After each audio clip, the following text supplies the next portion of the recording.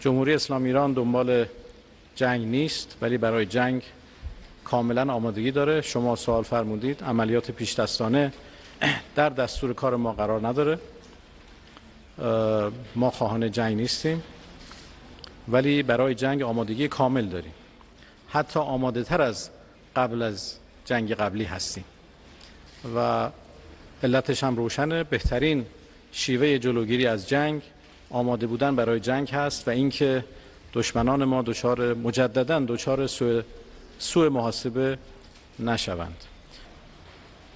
آقای ترامپ میگه که پلیس داشته از خودش دفاع میکرده.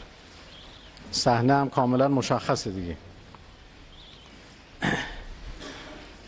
در ایران مامورین پلیس رو بهشون تیراندازی شده و کشته شدن و بعد ادعاهایی که داره صورت میگیره واقعا باعث تعجب هست.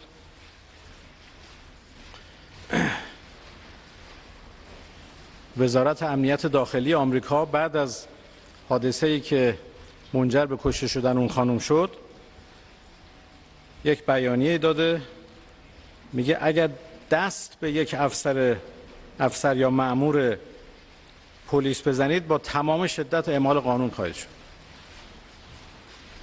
If you lay a finger